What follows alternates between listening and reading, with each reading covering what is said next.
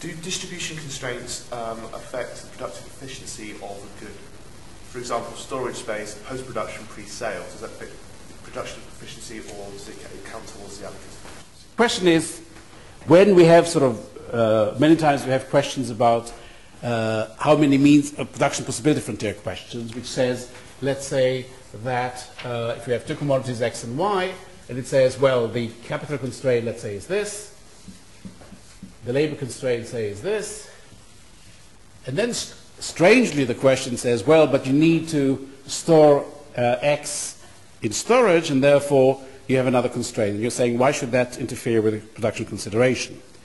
Well, the answer is very simple, because if you produce a commodity that requires storage, right, and you have no storage space, you can produce it and throw it to the bin immediately, which means you haven't produced it.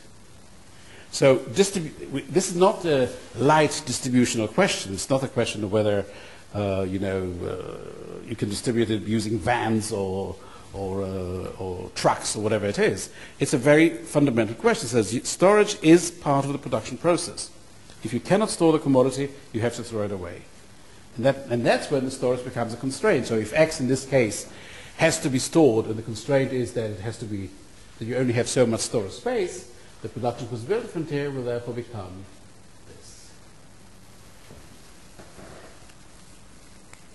Is this clear? More questions? The first question in section A, the introduction of a progressive tax will reduce labor supply only if leisure is a normal good. True or false? Do we explain this answer with an example, or?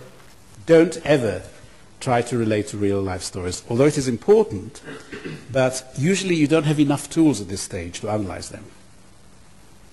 So you don't have enough tools to analyze a particular event, saying that in country A there was an increase in tax, there was an introduction of progressive tax, therefore there was an employment. You don't know the whole story. And you don't have enough tool to know the whole story. So at this stage, we're looking at a truncated reality, and that's why it's very important to remain within the context of what we ask. Is it clear? In the short run, will you modify the technology, related technology in production in the short run? Of course. In the short run, you have a constraint, which you don't have in the long run. In the long run, we know that if we choose a technology, if we have labor here and capital there, right?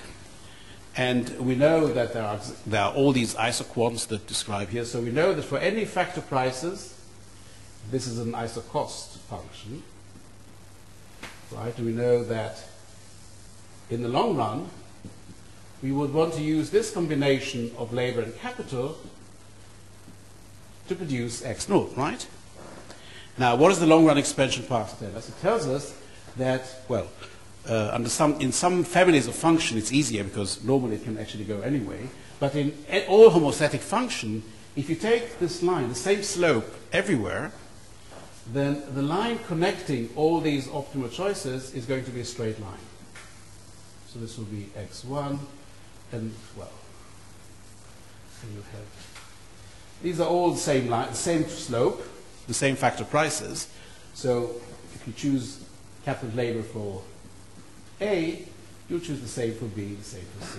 So this is the long run expansion path. What happens in the short run is that you have a further constraint, that now you cannot vary capital. So that means that your decisions are now, you have K naught capital, and you can vary labor, which means you can move anywhere along this line. This is a short run expansion path. So what would that mean? It means that if you want to produce X naught, you'll use the same capital and labor input you would have used in the long run.